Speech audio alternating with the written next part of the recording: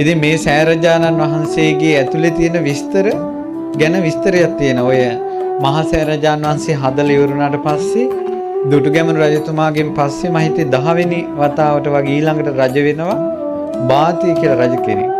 ඒ බාතික රජුරු හැමදාම උදේ හවස මේ මහා සෑරජානන් වහන්සේ වන්දනා කරනවා. මේ මළුව ප්‍රදක්ෂිනා කරනවා. මේ මළුවේ රජවරු ප්‍රදක්ෂිනා කළා. ඊට පස්සේ දවසක් මේ මාලිගාවේ යම් කටයුත්තක් මුල් කරගෙන එනකොට රැ වුණා. ඉතින් කෑම කන්න රජතුමා භෝජන ගන්න හදද්දි මතක් වුණා සෑයට ගියේ නෑ නේද කියලා. භෝජනේ ආපහු තිබ්බා. තියලා රෑම ආවා. රෑම ඇවිල්ලා වටේ ප්‍රදක්ෂිනා කරනකොට තනියෙන්නේ දැන් රජුරු පිරිත් කියනවා එනවා. පිරිත් කියනවා එනවා. ඒතර රජුරු බැලුවා කවුරුත් නෑනේ. පිරිත් හඬක් කොහොමද එන්නේ? රජුරු ගේට්ටු 4 වැස්සෙව්වා. ඒගොල්ලෝ කිව්වා කාටවත් එන්න බෑ ඇතුළට කියලා. ඇතුළේ ආයෙත් වටේ ඇවිද්දා කවුරුවත් නෑ. ඒත් පිරිත් හඬ එනවා. ඊට පස්සේ රජුරු අදි හිතුවා එකත් එකටම සෑරජානන් වහන්සේ ගර්භේ සංඝයා පිරිත් කියන.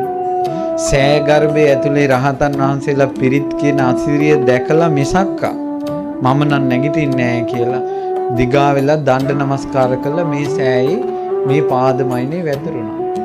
මැරුණත් නැගිටින්නේ නැහැ කියලා. ඒතර මේ සෑරජානන් වහන්සේගේ අනුභවයක් තියෙනවා. මේ සෑරජානන් වහන්සේ ළඟ යම් කිසි කෙනෙක් බලවත්ව හිතෙන් හිතුවොත් දෙවිවරුන්ට දැනෙනවා ඒක. විශේෂයෙන් ශක්‍ර දෙවි අද වුණත් සෑරජානන් වහන්සේ ළඟ යම් කිසි කෙනෙක් හිත තැම්පත් කරගෙන දෙවිවරුන්ට යමක් සිහි කළොත් ඒක තප්පරයට දෙවියන්ට දැනෙනවා. අදට.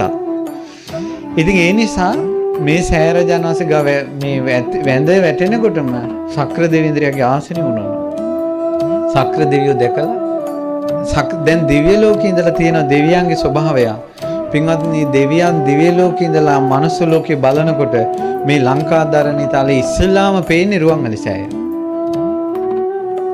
දිව්‍ය ලෝකේ ඉඳලා බලනකොට ඉස්සලාම පේන්නේ රුවන්වැලි සෑය. ඉතින් ශක්‍ර දේන්ද්‍රය එසැනින් ධාතු ගර්භයෙන් පහළ වුණා. පහළ වෙලා ගොස් ස්වාමීනි බාතිය රජුරු මේ සෑ ගර්භයට එන්න අදිෂ්ඨාන කරනවා. ඉතින් ඒ රජුරු ශ්‍රද්ධාවන්තයිනේ ඒ නිසා ගෙන්නමු කිව්වා. ඊට පස්සේ මේ සෑයේ දැන් ඔන්න මැදින් මේ මැදින් මතුවෙනවා ස්වාමීන් වහන්සේ නම. මතුවෙලා ඔහොම ආසින් ඇවිල්ලා අර රජුරන්ගේ අතින් අල්ලලා නැගිට්ටුවා. එහෙනම් යන් කියලා මෙහෙම ආසින්ම ගිහිල්ලා සෑය ඇතුළට ගියා. ඇතුළට ගිහිල්ලා ඇතුළේ ඔක්කොම දේවල් ටික පෙන්නවා. හැමදේම පෙන්නවා. පෙන්ලා හරි සතුටුයි රජතුමා වන්දනා කරලා එළියට ආවා. ඇවිල්ලා රජුරෝ ස්වාමීන් වහන්සේලාට විස්තර කියනවා. දවසක් ස්වාමීන් වහන්සේලා ඔක්කොම මේ විස්තර අහන්න ඕන කියලා ලෝවා මහා ප්‍රාසාදයේ යටතට්ටුවට එකතු වුණා.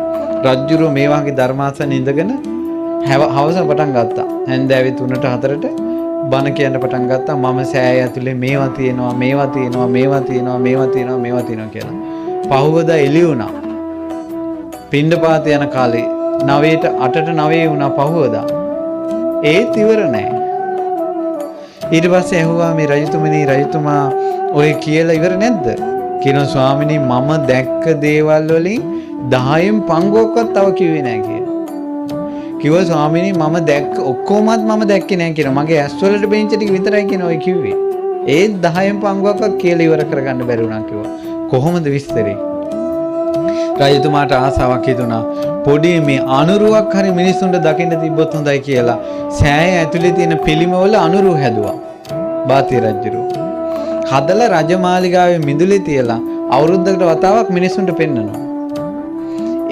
ඒක බලලා ඒ ප්‍රතිමා ටික බලලා ලංකාවේ හැම ගෙදරකින්ම එක කොල්ල ගානේ බුද්ධ ශාසනය මහාන වෙලා තියෙනවා. අර පිරිම ටික දැකලා සෑගර්භය දැක්කනම් කොහොම වෙයිද? ඉතින් පින්වත්නි ස්වර්ණමාලී මේ උතුම් මහා සෑරජානන් වහන්සේගේ ධාතු ගර්භේ ওই විදිහට තමයි හැදුනේ.